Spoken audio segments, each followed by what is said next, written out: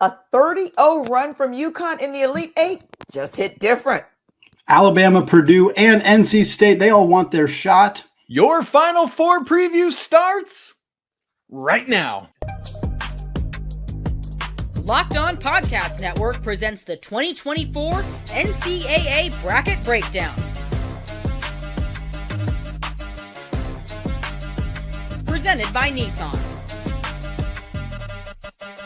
I'm Tenitra Batiste, and I'm joined by our co-host of Locked On College Basketball, Andy Patton and Isaac Shade. So excited to be with my guys again. 64 teams have played and gone home in the NCAA tournament, and now only 4 teams remain: UConn, Alabama, NC State, and Purdue. It's time to break down the Final Four presented by Nissan. Are you the kind of driver that likes to push things a little further? Ever wonder what adventure could be around the next corner? Take the Nissan Rogue, Nissan Pathfinder, or Nissan Armada and go find your next big adventure. Check them all out today at nissanusa.com. Let's start with how we got here, guys, and which players have carried these teams to the Final Four. Andy, let's just start here with UConn, the 30-0 run.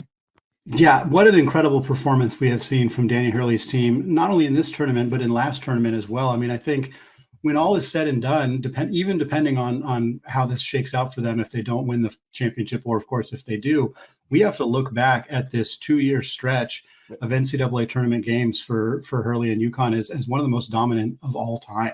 They have not had a single game be determined by less than 13 points in the last 2 NCAA tournaments. They have been in the lead in every game they have played in this tournament by at least 30 points. They didn't win them all by 30, but at one point in every game they have played in this tournament, they had a 30-point lead. They took the number 2 offense in the country at Illinois and, like you said, 30-0 run, just completely put them in a blender for a 50-minute period of time where they didn't score a single point in that game. This team is so deep and so balanced. They are the number 1 offense in the country. They are the number 6, I believe, defense in the country. They can beat you in multiple different ways. Donovan Clingan at full strength is an absolute monster. There's really only one player in college basketball who can really neutralize him, potentially a player he may face in the national championship game at Purdue, of course, in Zach Edey. But the way that Clingan is playing right now with his health, the way that Tristan Newton, the straw that stirs the drink for this team, he's so versatile and dynamic at the point guard position. Alex Caravan and Cam Spencer can both be guys who can drop 25 on you any given night. Stephon Castle has really found his role as more of a defensive stopper, not a guy who's being asked to score a whole lot. And just the balance of this team is really, really hard to stop. And as you've alluded to, we haven't even seen anybody in this tournament come close to taking this team down. And Isaac, there are so many superlatives that you can use for this team. You can talk about the fact that everyone knows their role. They play their positions with excellence. But one word that came to mind for me, or maybe it's 2 words, I'll say, is that they're technically sound. And when I say that, that's still a compliment, because to me, that means everything. That means the two-way play from every single player on every possession. That's how you get a 30-0 run. So to look at it as a number is astounding, but to think about all that every player had to do to get them there was just mind-blowing.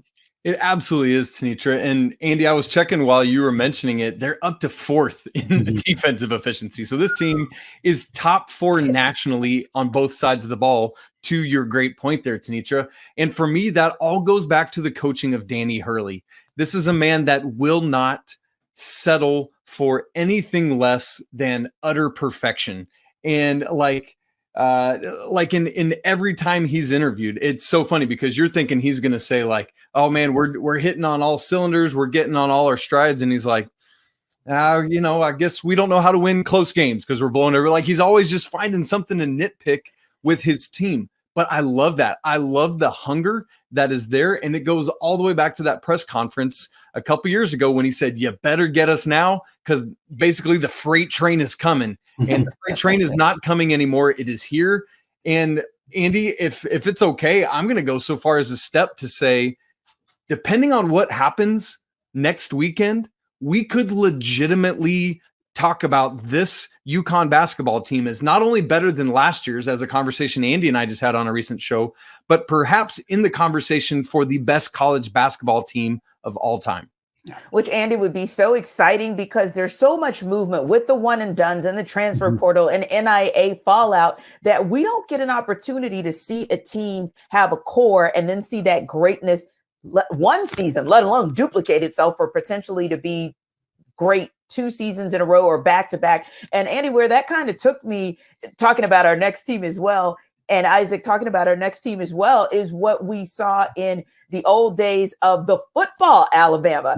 So whenever Nick Saban would hit the podium, he'd always find something, just like Dan Hurley would find, he'd always find something better for his team to do. But I got to tell you, the basketball Crimson Tide did their best example or their best kind of duplication of what the football team used to do, because no pun intended, but they absolutely scored a tidal wave to punch their ticket to the Final Four. They have. And Tanitra, it's wild to think back because Alabama lost 4 of their last 6 games, rounding out the regular season and the SEC tournament. And yet here they are on this run, knocking off Charleston, Grand Canyon, North Carolina, and then a surprising Clemson team in the Elite 8 on Saturday. And when you look at where this is coming from, Tanitra, we've got to start nowhere else than Mark Sears, who has absolutely put this team on his back and shoulders and anywhere else he could find space for them and said, come on, boys, I got space for all of you. Let's ride. And it is something to watch. I mean, we talked about in the North Carolina game, had a very slow start, but once the faucet is open, good grief, it's a fire hose, man. And he is absolutely rolling. But what Alabama can do is just overwhelm you. It does, as you just said, come like in a tidal wave. Once the floodgates open, you might as well just move and let it go right on by, because whether it was an X factor like Grant Nelson, who had done nothing in the NCAA tournament, blowing up against North Carolina, or freshman Jaron Stevenson, who had the game of his freshman career in the Elite 8 to help punch the ticket to the Final Four. Like, I don't think Alabama moves on without that contribution from him. So it's coming from so many different people. And oh, by the way, they've done it the last 2 games without perhaps their best shooter, with all due respect to Mark Sears, and Latrell Reitzel. And indeed. And Andy, when we talk about the NCAA tournament, we love stories like Cinderella stories and redemption tours. And obviously the Purdue story has been one of a redemption tour, if you will. But I'll tell you, after Zach Edey's comments on yesterday, where he basically said, hey, you over there, coach of that other team, you overlooked me too. It's like, I'm starting to kind of I like his edge, if you will. And I like what Purdue is bringing to the table, saying, hey, we know how great these other 3 teams are. They're heading into the Final Four, but you better not count these Boilermakers out. Yeah, and I think that's kind of the attitude that Matt Painter wants to really kind of paint, for lack of a better word, with his team. He recruits a lot of underdogs. He recruits a lot of guys who weren't top 100 or top 75 or even top 150 guys in their recruiting class. And the development, the player development at Purdue has been fantastic. It's easy to see the growth of guys like Braden Smith and Fletcher Lawyer from year 1 to year 2, how much better those guys have gotten. Of course, Zach Edey, the growth of him from his freshman year, where he was a bit player, to who he is now, is almost certainly back-to-back National Player of the Year. These guys were overlooked in high school, and Matt Painter found them a home and convinced them to, how to play together and how to build a team and have that chip on their shoulder. And they didn't need any extra motivation coming into this tournament because of what happened last year, but they have absolutely rolled through everybody. And you can tell they're not letting their foot off the brakes at all. They have no intention of easing up or, they're putting their best foot forward for every minute of every game, because this team has no intentions of losing early in this tournament. They already are in a spot where I think they can feel pretty comfortable about exercising the demons from last year's loss to a 16 seed. But the only other team to ever lose to a 16 seed, Virginia, they won the whole thing. And you can bet that every single player on Purdue is aware of that fact and aware that they have an opportunity to do the same thing that Virginia did in 2019 and bring a trophy to Purdue. Indeed. And it's one of those things where, you get excited about it, Isaac, because, hey, who wouldn't be? And I understand Zach Edey's motivation and looking at Rick Barnes and constantly saying, yeah, that guy, there's another one who doubted me. There's another one who doubted me. And that's the kind of motivation that you kind of need, or you're used to hearing from these elite athletes, knowing that that's what kind of pushes them to the next level. And then they bring other guys along with them. It absolutely is. And I'm right with you, Tanitra. I hadn't really heard that edge from Andy until post game on Sunday. Andy, am I tracking correctly with that? Like, I don't remember ever hearing it. Do you? No, that was kind of the first time I think he's really stepped out and said something like that. And I think maybe he felt like it was the right time to be able to express that because they've gotten to this point in the tournament. Yeah. I was all about it, man. Bring that noise more often. Andy and I have talked a lot about Lance Jones, the Southern Illinois transfer, who's come in and added a level of athleticism. And that was one of the potential issues on Sunday against Tennessee was their shortened backcourt, which didn't match up well with this, kind of expected runner-up in the National Player of the Year, Dalton Connect. And while he still scored 37, they figured out a way to do it. This team is rolling, and they've got a big opportunity against NC State on Saturday.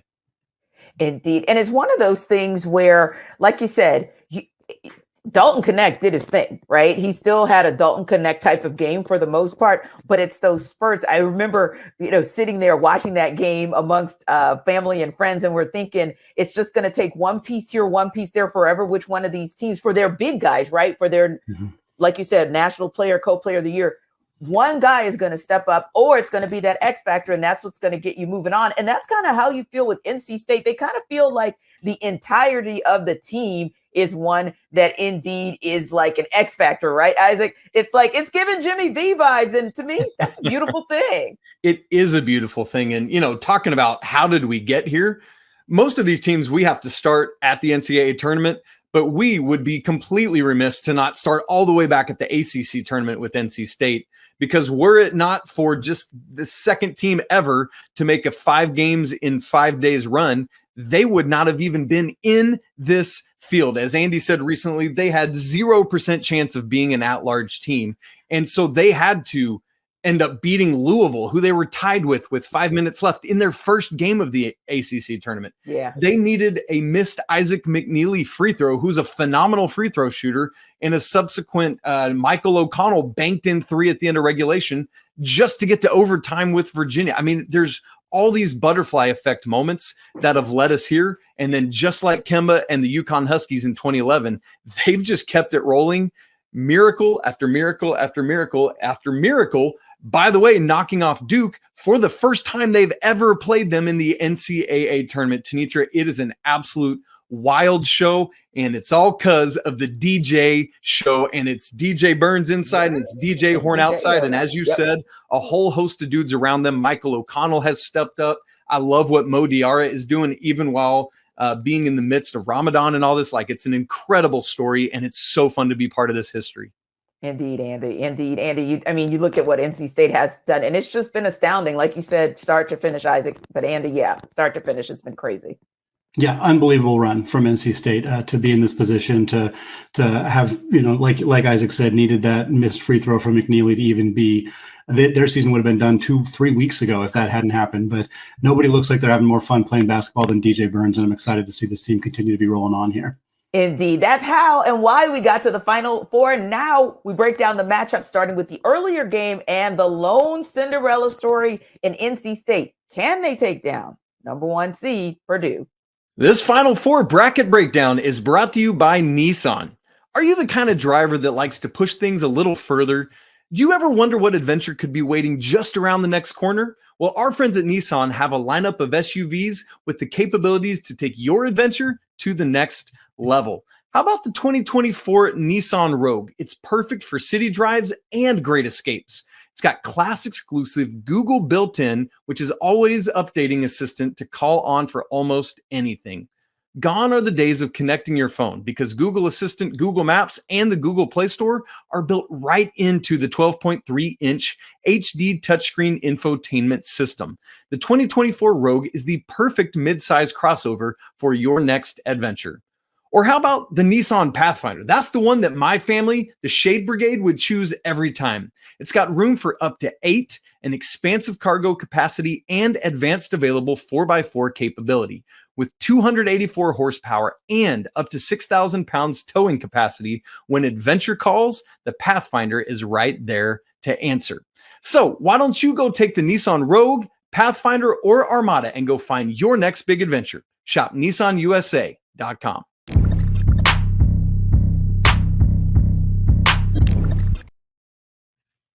All right, guys, this is one that I'm intrigued about because sometimes I'm going to call it loosely, Andy, the undercard, right? Because obviously everyone's looking to see if UConn's going to go back to back. That's where a lot of the attention is on the men's basketball tournament side. But I think this Purdue NC State matchup can be just as intriguing as what we're going to see with UConn and Alabama.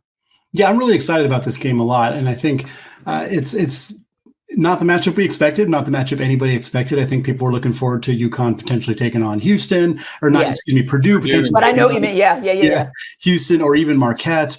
There was a lot of potential excitement in those matchups, but this is a really fun one as well. And it starts in the front court, and it always does when you're talking about Purdue, because Zach Edey is like the front and center of every game that he plays. How are you going to stop Edey? How much of an impact is he going to have defensively?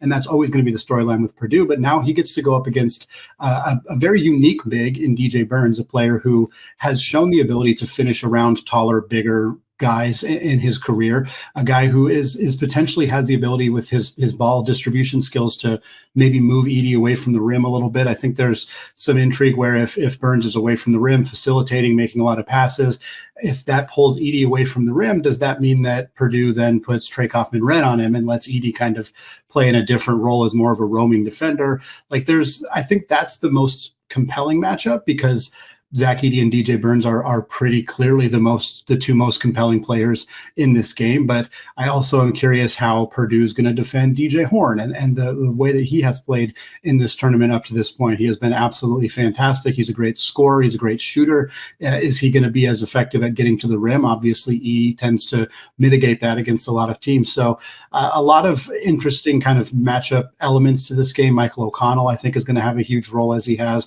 Mo Diarra has been a great rebounder for NC State. Teams that don't rebound well against Purdue tend to lose, and it's very difficult to rebound well against Purdue. So that's going to be another interesting matchup here. It's a matchup we weren't expecting, but I think there's a lot of reasons to feel really interested in what might happen in this one.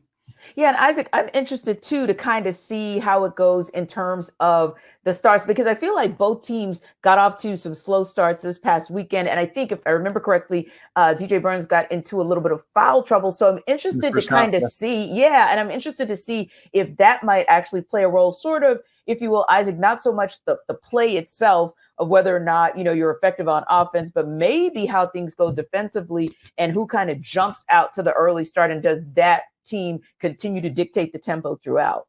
Yeah, well, when it comes to those starts, Tenitra, especially at this stage, it's different. You're in a football arena that you've not played in all season long, unless you're Syracuse, and it is different sight lines, it's different energy, it's different nerves, and a lot of times the starts, we saw this, I thought we saw it at the beginning of the NC State Duke game, in fact, on Sunday, where it was just like they were all still trying to just find the right breathing and stuff. And I know we kind of that's a real thing that happens and is a factor in these games.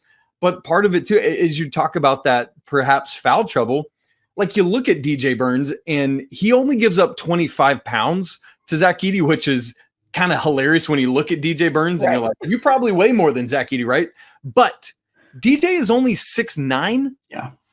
And Zach Edey is 7'4". That's 7 inches of difference. Yeah. That is massive. And so that is part of this too. Not only that, even if DJ Burns isn't in foul trouble, he plays like 24-ish minutes a game this year. What is it, 24.8? Zach Edey only sat for 33 seconds of the Elite Eight game. So when DJ Burns is out, I don't think Ben Middlebrooks can handle Edey inside. Andy, do you see? I mean, is that a thing? Yeah, I think it's going to be really hard for this team to defend Zach Edey. I mean, even with Burns on the floor. Certainly if he's sitting, I think that's going to be a problem. And again, it's like, there's only one team in the country that I think has a player somewhat capable of defending Zach Edey, and he's on the other side of the bracket. The conversation we had earlier with UConn, but yeah, I think Edey's going to have. I mean, I don't know if he's going to go for 40 and 16 like he did against Tennessee, but like he could. Like, he very much could do that in this game. And NC State's Kevin Keats is probably spending every waking second, certainly while we're recording right now, he is sitting there trying to figure out, what in the heck am I going to do to stop this 7.5-foot machine? Because people have tried various things. They've tried the automatic triple team, the delayed double team. They've tried single coverage and making him score over the top, trying to make him go left, trying to get him in foul trouble. If anything had worked, if a team had figured out a way to beat Zach Edey, everybody would be trying that. And the reason that there's not any consistency is because nobody's figured out it works with 100% certainty. I don't know that NC State has an obvious answer here, but I'm curious to see what they try. And, I just wonder, like, as we've often said, will we see like even just different, like, are there 5 or 6 different of these, like even junk defenses that Kevin Keats throw just to try something? And if so, the thing we always say about Purdue, because we know some form of multiple players are coming at Zach Edey at some point. So it's incumbent on the 4 dudes around him to knock down shots when they get the ball. And so what I'm watching for outside of Edey then is who is that hot hand out of the other 4 Purdue Boilermakers on the floor. Yeah. Well, you know what? I take a look at their old schedule because I said, hey, 4 teams figured it out somehow in some way. And it looks like to me, nobody's figured it out since Saturday, March 9th. So you might want to go back and look at that film or that tape against Pitt, and maybe that'll inform you of maybe what NC State can figure out what to do before this coming weekend. So now that we have an idea on how Andy and Isaac think NC State versus Purdue will go, time to see if Alabama can do what no other team in this tournament has done, and that is not get blown out by the defending champion UConn Huskies. This Final Four bracket breakdown is brought to you by LinkedIn. When you're hiring for your small business, you want to find quality professionals that are right for the role. That's why you have to check out LinkedIn Jobs, which has the tools to help find the right professionals for your team faster and for free. Thankfully, LinkedIn isn't just some other job board. They've got a vast network of more than 1 billion professionals, making it the best place to hire. It gives you access to professionals you can't find anywhere else. LinkedIn does all that while also making the process easy and intuitive. And hiring really is easy when you have that many quality candidates. So easy, in fact, that 86% of small businesses get a qualified candidate within 24 hours. LinkedIn knows that small businesses are wearing so many hats and just might not have the time or resources to hire. So they're constantly finding ways to make the process easier for you. For example, they just launched this feature that helps you write job descriptions. I love that. I hate writing job descriptions and I'm not good at it. LinkedIn helps me do it, and it's so great. So post your job for free right now at linkedin.com/lockedoncollege. Once again, that's linkedin.com/lockedoncollege to post your job for free. Terms and conditions apply.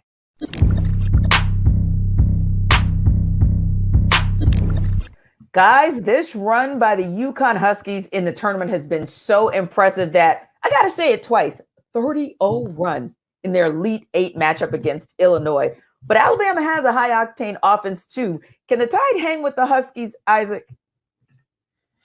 Here's the thing about Alabama. They shouldn't be able to, and that's not an Alabama thing. That's a 361 other schools in Division I that can't. But here's the thing about Alabama. There's always a what-if factor because of their ability to bomb from outside. Yeah. If they get up, like I posed this question to Andy kind of off the cuff the other day of like, how many threes does Alabama need to hit in this game to pull the upset or even to just stay in it? Yeah, and they are capable of taking somewhere between 30 to 40 threes. And if they can get up to, I think I put the number at 20, but somewhere from 15 to 20, which they are capable of doing. They hit 19 in a game earlier this year. That is the world in which Alabama wins this game. If that does not happen, if they like just have a normal day from 3, or even worse, a bad day from 3, there's no hope. But with Alabama, there's always that, but. Yeah, because Andy, I can recall us talking about this ahead of their game against Carolina and basically saying, hey, they're going to shoot lights out, right? But their defense, on the other hand, can be a little bit leaky. And this was one of those games where Carolina kind of sputtered just enough until Alabama's 3-point shot started hitting in that second half. And then that was kind of all she wrote. So you think with a UConn, well, they don't quite have that leaky defense that we referenced. Who on Alabama is going to stop Donovan Clingan? Like, I think you could have made the same argument ahead of the Armando Bacot game for North Carolina. And certainly that Carolina didn't do enough to win that game, even though Alabama's defense wasn't great. But I just don't see an avenue for Alabama defensively to be able to slow down Klingon in the block. I think Hurley and UConn are just going to go, they're just going to feed him constantly like they did in the Illinois game. I think he had 7 of their first 8 points, something like that. He they established him right away. I think they're going to do that again, try to potentially get guys like Pringle or Nelson or whoever they throw on Klingon in a one-on-one matchup, try to get those guys in foul trouble, and hopefully be able to build up the kind of lead where if Alabama does go on a 3-point shooting barrage, because I don't think Alabama can win this game by shooting well from 3 in the second half, which is what they've kind of done up to this point. Yeah. This tournament is have a really good second half, be not necessarily as good in the first half. Maybe they're adjusting to the defense and what they're facing. I don't think that works against UConn. So if this team comes out and they shoot threes immediately and they're hitting all game long, maybe that can keep them in the game. But at the end of the day, they have to figure out how to stop Donovan Klingon, and they have to be consistent from 3 because the driving lanes, Aaron Estrada, he loves to drive to the basket. I don't know that works against Stephon Castle. And if he gets past Castle, what is he going to do against Klingon? So I don't know if, and Sears kind of same thing. Sears is a great 3-point shooter, but part of his value to Alabama is also the ability to put the ball on the deck and get that little floater up in the lane or get all the way to the rim and get fouled. And that's going to be tough against Klingon. He's really good at using his body. He's really good at not committing fouls. He's good at kind of contesting those little floaters. And so I think for Alabama, the offense has to be predicated on a barrage of 3-pointers. Nate Oates' team is set up to do that. That is a big advantage for them. They can also space the floor and potentially make life a little bit more difficult for Klingon, where he has to defend in space as opposed to just kind of anchoring down on the block. But I don't think this team, it's hard for me to see them doing enough defensively win this basketball game, even though I think they have the ability to score a lot of points because of the style that they play. I think matches up okay with UConn. Yeah, and that's the thing with that defense outside of the Grand Canyon game. Like, they've been winning and the defense in moments looks better, but they've still, in the other 3 games, given up 96, 87, and 82 points. That will not work against this UConn team whose defense is otherworldly elite as well. Because, like, I'm looking at this, and Andy, if I'm Danny Hurley, I'm very seriously considering putting Steph Castle on Mark Sears and saying, good luck, make somebody else beat me that's not Mark Sears. And I know they've got other guys that can do it, but he's the one that I would have the most concern about if I'm Danny Hurley. So, and I know Steph Castle's a freshman, but this dude is next level as a defender and an athlete. And so I'm really, really curious to see, once that ball is tipped on Saturday, how do these dudes match up? That's going to be a critical thing to watch in this game. So it sounds like, Isaac, we're looking at a potential championship game next Monday between UConn and Purdue. What's Purdue's path to cutting down the nets? Well, what I like is, 3 of these 4 teams we've talked about, Purdue, NC State, and UConn, have a dominant big that we're looking at that is probably the key player in each of those games. For Purdue, let me go to the NC State side of that, actually. While I love what they're doing, and while I love DJ Burns and his happy-go-lucky, isn't this so fun moment that we're having, which we're all living in now? Yeah. There's a way in which I just think Zach Edey's just going to overwhelm him. He's got the height and the weight on him, and at some point, it's got to fall apart. But look, as soon as I say that, NC State's going to shock us all again. So why am I even predicting that? But legitimately, you just ride the National Player of the Year in this thing. And then, as I said earlier, you just need your outside guys to hit some of their wide open shots that they'll take as NC State double or triples down on Edey. Yeah, and Andy, I kind of see similarly to Isaac, but what do you think might be a path for Purdue to be able to hoist that championship banner and say, hey, we've got one? Yeah, Purdue's in a great spot to potentially win it all. I mean, as great of a spot as you can be when when UConn is in the region, is in the bracket. I mean, getting to the point where they have to play UConn is a tremendous result for Purdue. But they are more than anybody else of these 4 teams, and really more than anybody else when it was a full 68 field. They are more equipped to beat UConn than anybody else. And UConn had to avoid losing to teams that weren't as equipped. Purdue had to do the same. They are now each 1 win away from potentially doing that, setting up a potential Klingon versus Edey matchup. I would be very intrigued if UConn would still opt to double Edey, or if they would just try to let him play one-on-one with Klingon, who Klingon is huge. He's 7'2", 7'3", maybe. He's got a big wingspan, and one of the only players in the sport who is bigger than him is Zach Edey. And if we get that matchup, and certainly UConn has to take care of business against Alabama, and obviously the flip side there, as Isaac talked about, but that is one of the most compelling one-on-one matchups that we've seen in a national championship game in a very long time. Those two players are exceptional on both ends of the floor. Klingon's defense has been getting all sorts of praise. He's from NBA draft prospects, from college analysts, everything. This is where you prove what you're capable of. He doesn't need to get 5 blocks in this game, but if he makes Edey miss 3, 4, 5 shots that he doesn't typically miss, that might be enough for UConn to potentially pull off a victory here, especially if, they lock Castle in on Braden Smith and kind of make his life a little bit more difficult. Again, we have to get to that matchup first, but if we do, there's a lot of there's a lot of interest in that matchup. I still think I would be leaning UConn because of how overall balanced they are, but it is very hard for me to imagine Purdue wouldn't keep that thing really close, and they would have a very good chance of winning it as well. Because Andy, if Klingon is able to handle Zach Edey individually without bringing the double, I like the other 4 Huskies better than I like the other 4 Boilermakers. And I like the other 4 Boilermakers a lot. It's just that, as you said there, the balance that UConn brings, even beyond Klingon, who is fully healthy now and all that, I like the balance and the surrounding pieces around Donovan Klingon, with all due respect to Trey Kaufman-Renn and Fletcher Lawyer and Braden Smith and Camden Heide and everyone else Lance Jones and everyone else who will be playing for the Boilermakers. UConn's got too much balance.